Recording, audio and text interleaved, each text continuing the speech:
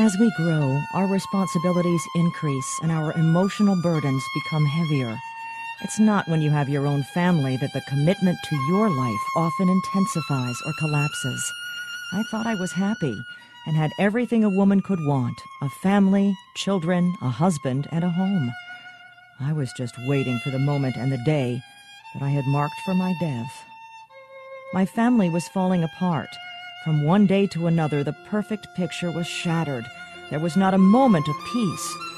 Debt and problems arose from all angles. Sometimes life's journey makes us go numb, and we refuse to see our reality because one's desires are very deep. And our greatest desires are to be on top and to feel the adrenaline of being alive. It was easier to stay in bed, to sleep, because when I opened my eyes, it was like being in hell. I was afraid of myself, unable to endure, and I was a coward. I was just waiting for the right moment, because instead of asking God to help me overcome all the tribulations I was going through, I was begging for His approval to proceed with my plans to leave forever and find the easy way out of so much pain. There was no response, and pouring over my grief in the abyss that had consumed me whole, one morning I decided I no longer wanted to ask, no longer wanted to witness my suffering or my family's suffering. I left my house.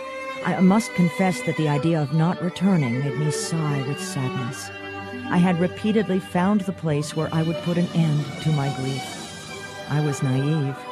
He watched my steps and probably laughed at my unconsciousness and fragility and my desire to change His will. He let me go too far because my lesson had to be that big. His plan was written, as well as my life was written, handwritten by my Creator, my Father, God.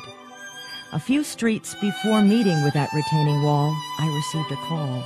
It was not His voice, but it was from heaven. The voice was bringing a message of light, an injection of hope, with a correct dose of mercy to save my soul.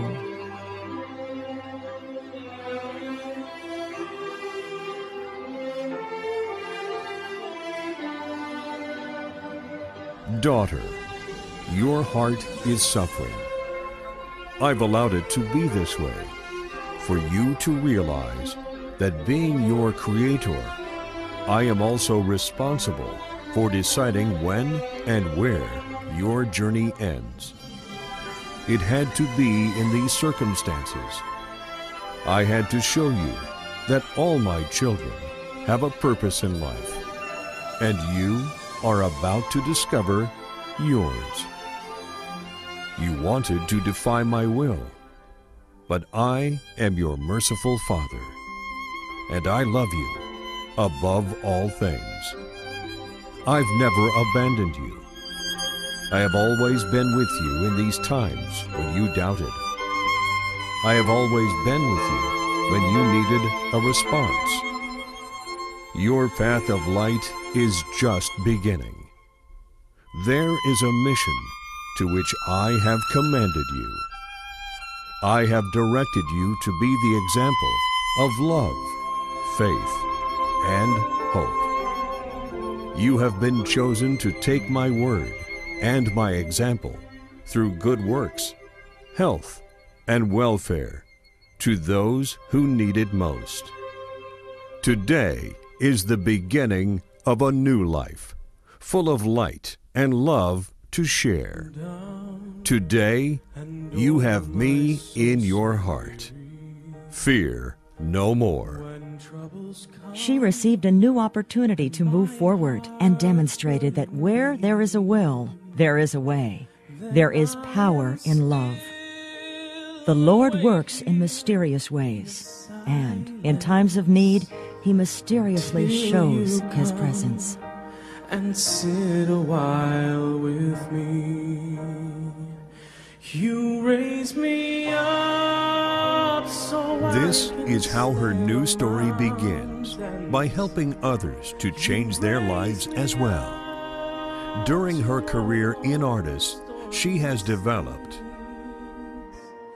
22,541 advisors, 371 supervisors, 1,209 coordinators, 23 directors, 12 presidents, 2 executives, 2 platinums. Over 24,000 people depend on her leadership. Now, let's give a warm welcome to Platinum President, Luz Elena Alarcón.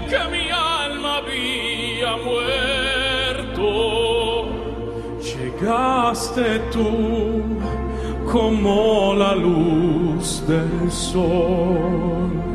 You raised me up so I can stand on mountains. You raised me up to walk on stormy seas. I am strong when I am on your shoulders. You raise me up to more than I can be.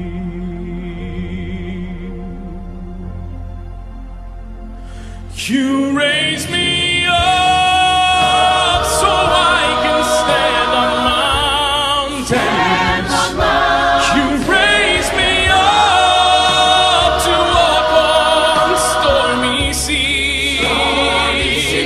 I am strong when I am on your shoulders.